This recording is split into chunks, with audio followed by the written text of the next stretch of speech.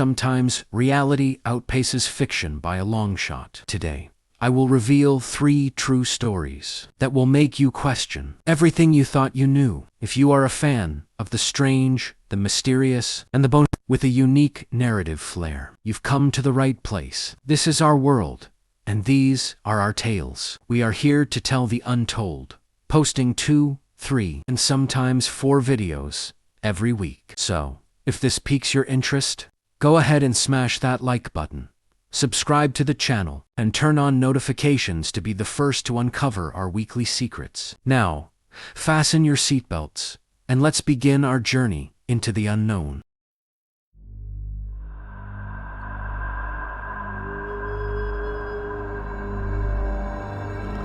On a quiet morning in June 2025, Joan Baxter, an 83-year-old woman, was struggling to make her way down the hallway of her small home in the peaceful town of East England. Her hand leaned against the wall to maintain her fragile balance. Time had taken its toll, and illness had left its mark on her weary body. Despite her frailty, Joan clung fiercely to her independence, determined to live alone no matter the cost. In the past, this house was filled with the sound of her husband's voice and the bark of their loyal dog. But 7 years ago, illness stole her husband, and she was forced to give her dog to her granddaughter, leaving her alone in the silence of these walls. On that fateful morning, as she headed toward the bathroom, her foot suddenly slipped on the cold tile. She plummeted to the floor, and in the moment of impact, her leg struck the sharp edge of a cabinet. She let out a scream of agony that tore through the morning silence. The bleeding was heavy, and her cries were lost in the void. No one heard her. The fear she had always harbored had become a reality. She had fallen into the very trap she dreaded, alone, injured, and helpless. Amidst her pain and terror, Joan suddenly remembered the emergency pull cords installed throughout the house. In the bathroom, there was a Bella thread of hope dangling from the ceiling. She reached out with a trembling hand and, with every ounce of strength she had left, yanked the cord. After 10 minutes that felt like an eternity, the front door burst open. Her granddaughter's voice called out, accompanied by the familiar bark of her old dog, bringing a sudden rush of warmth. The granddaughter rushed into the bathroom to find her grandmother on the floor, blood pooling around her leg. While the granddaughter searched for bandages, Joan lay on the floor, overcome by an indescribable sense of relief. She had survived. Beside her, her loyal dog began licking her open wound, attempting to comfort her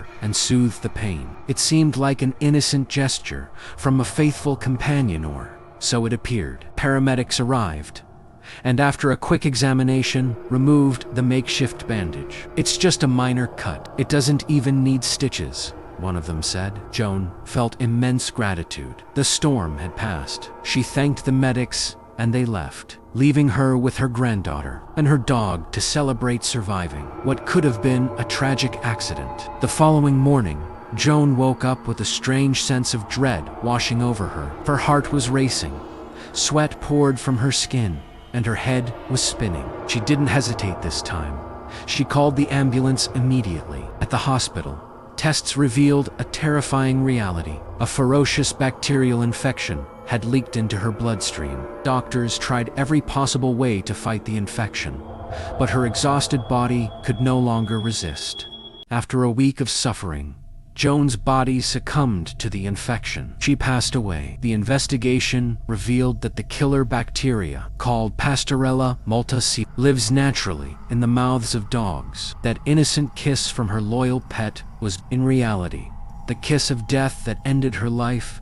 Story 2. Impossible motherhood. Deep in the mountains of Oaxaca, Mexico, Inés Ramírez, a mother of 7, stood in her small kitchen. Before her was a chicken she had just slaughtered, and in her hand was the sharp knife she used to butcher it. She watched her children playing outside in an isolated community with no running water or electricity. Suddenly, a sharp pain tore through her abdomen, a pain so intense it doubled her over. She gripped the table, barely catching her breath. The pain lasted a minute and then vanished, and she returned to her work as if nothing had happened. She was used to handling everything herself. After midnight, the pain returned, but this time it was stronger, more brutal. Inés sat alone in the dark, writhing in agony while her children slept. Her husband was far away in the mountains, and she was trapped by unbearable pain. Inés realized this wasn't ordinary labor pain. She realized she might die if she didn't do something. There was no choice, no hospital,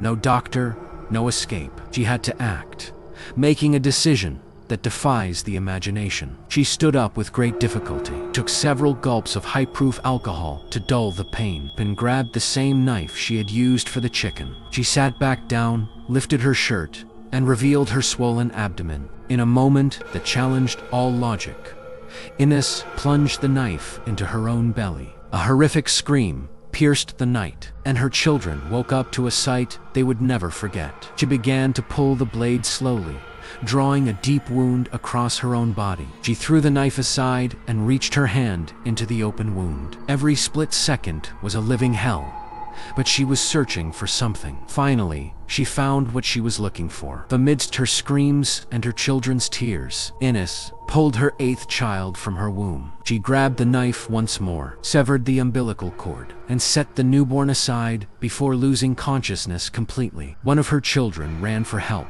Hours later, paramedics arrived to find Inés and her baby miraculously alive. They were rushed to the nearest hospital and both survived. Inés Ramírez became the only woman in history known to have performed a successful C-section on herself. Story 3. The Dream of Death. On a cold night in December 1921, 62-year-old Augusta lay awake in her bed at her daughter's home in Pittsburgh. She suffered from insomnia and loneliness, haunted by recurring nightmares. That night, she had a different kind of nightmare. She found herself in the basement of her daughter's house, and before her were 2 deep, bottomless pits. She sat on the edge of one, dangling her feet over the abyss. 2 men, dressed in dark clothing, emerged from the shadows and walked toward the other pit. They pulled a massive rug out of thin air and spread it over the hole, covering it completely. In that moment, Augusta understood everything, and she woke up terrified. Augusta knew this dream meant only one thing: death. She decided to keep this secret to herself, never telling her daughter, Henrietta. But her strange behavior began to worry her daughter. Augusta's health began to deteriorate rapidly. She became weak, absent-minded, as if she were drifting away. Doctors failed to diagnose her condition, and Henrietta's concern grew. 5 days after the nightmare, Henrietta could no longer take it. She confronted her mother, who finally broke down and confessed. She explained that this nightmare was recurring, and every time it happened in a specific place. The owner of that place died, but this time the dream was different. She wasn't the one who covered the pit. The 2 mysterious men were, and she was sitting on the edge of the other pit. The dream happened in her daughter's basement, where Augusta herself was living. She understood. She was next. 2 weeks after that dream, Augusta Rabelon died of heart failure, fulfilling her final prophecy.